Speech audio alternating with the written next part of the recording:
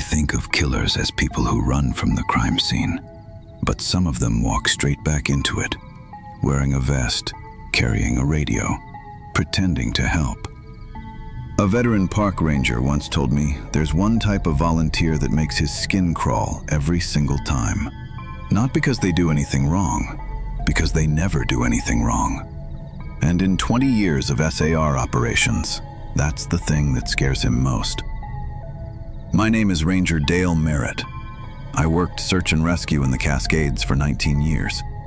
And what I'm about to tell you is the one case I've never been able to close. Not officially, and not in my own head. It was October when Marcus Hale first showed up. That's important. October. The tail end of hiking season. Most of our volunteer call-outs in October are people who underestimated the cold. Day hikers caught out after dark. A couple who took a wrong fork and panicked. Routine stuff, as much as anything in SAR is ever routine. Marcus came through the county volunteer registry, completely above board, background check cleared, references from 2 other counties where he'd volunteered before. He showed up to his first call-out in gear that was worn in the right places, not new, not staged. Boots that had real miles on them, a pack that looked like it had been rained on more than once. He knew what he was doing. That was the first thing I noticed. Some volunteers show up eager but green. You spend half the operation managing them. Marcus didn't need managing. He fell into formation like he'd done it 100 times. Maybe he had. The first call-out he joined us on was a missing 67-year-old man. Retired schoolteacher, early-stage dementia, wandered from a trailhead parking lot while his daughter was lacing her boots. We found him 3 hours in, about a mile off trail, sitting against a tree eating a granola bar he'd had in his pocket. Confused, but fine. Marcus was the one who spotted the partial boot print that redirected our grid. I remember thinking, good eye. He came back the next weekend, volunteered again, and the weekend after that. By November, he was a fixture. The other volunteers liked him. He was quiet, but not unfriendly. He brought coffee sometimes. He listened more than he talked. He had this way of standing at the edge of a group, present, attentive, but never quite in the middle of things. I filed that away without knowing why. The case that changed everything started on a Tuesday. A 34-year-old woman named Carla Voss went missing on the north face of the park. She'd been hiking alone, a solo loop trail she'd done a dozen times before, according to her husband. She was fit, experienced, had her phone and a full pack. She just didn't come home. Her husband reported it that evening. By Wednesday morning, we had a full team assembled, including Marcus.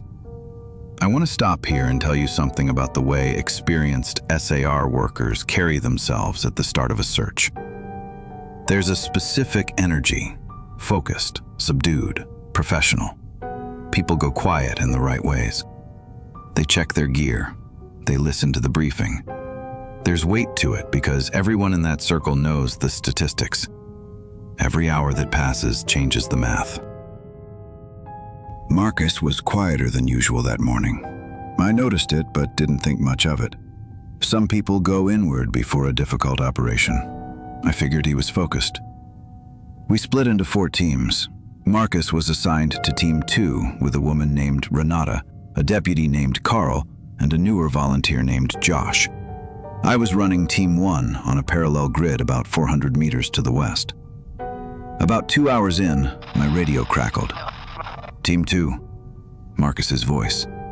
Calm, completely calm. Team 2 to base, we've got her. Grid reference Tango 7 Foxtrot. She's not responsive. Carla Voss was dead. She was found at the base of a short ravine, about a 20-foot drop, off a section of trail with no guardrail and loose shale on the approach. The initial read was an accidental fall. Tragic, but not unusual on that section of trail. We'd had 2 other incidents there in the previous 4 years.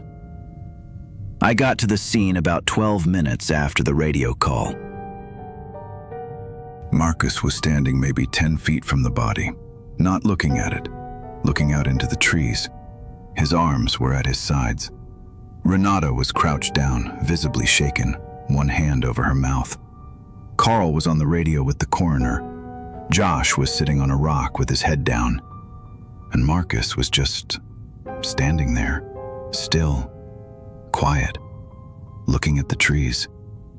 I've seen people process shock in a lot of different ways. I've seen people go completely blank. I've seen experienced first responders cry. I've seen veterans of 20 operations suddenly need to sit down. There's no one right way to respond when you find a body. But something about the way Marcus was standing didn't read as shock to me. It read as something else. Something I couldn't name right then. I walked over to him. I asked if he was okay. He turned and looked at me and he said, "Yeah, these things happen." 3 words. These things happen. I'm not saying those words are wrong. I'm not saying there's a correct thing to say when you've just found a dead woman in a ravine.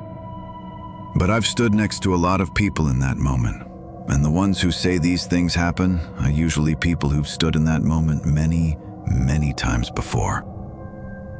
I let it go. We had work to do. The coroner ruled it accidental. Case closed. We went home. Marcus came back the following Saturday and helped with a lost trail runner who turned up dehydrated but fine. Nobody said anything. There was nothing to say. But I kept thinking about those 3 words.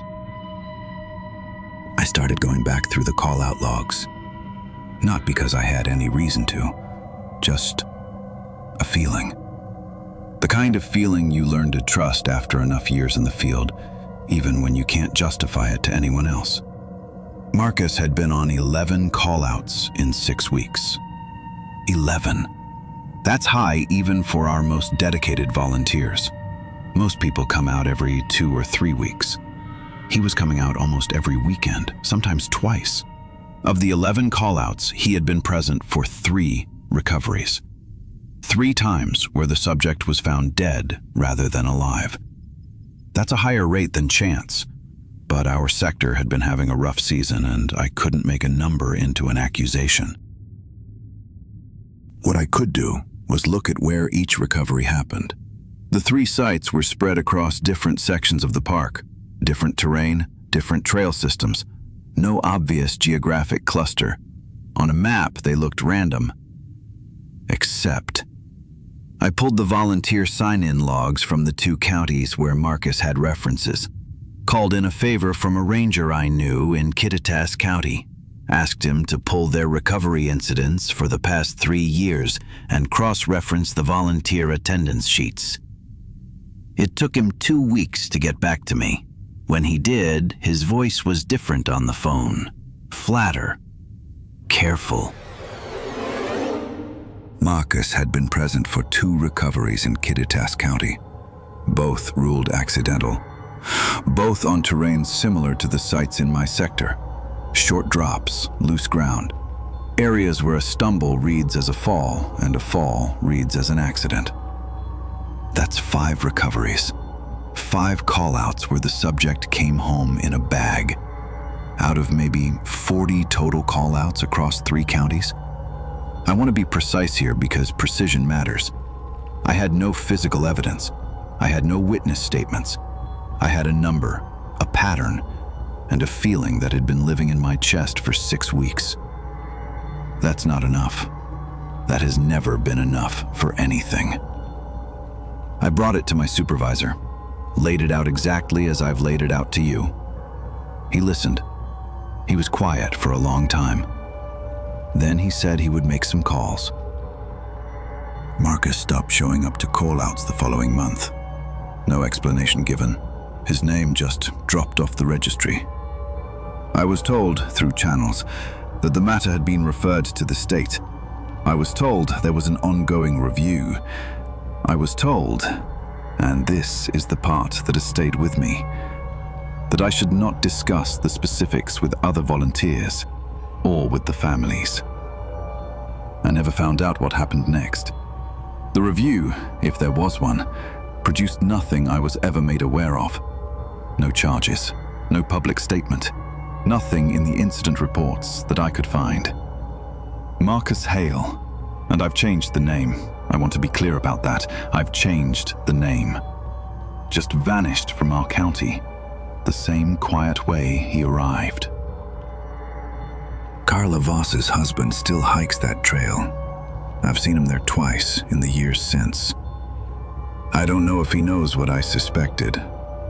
I don't know if what I suspected was even true.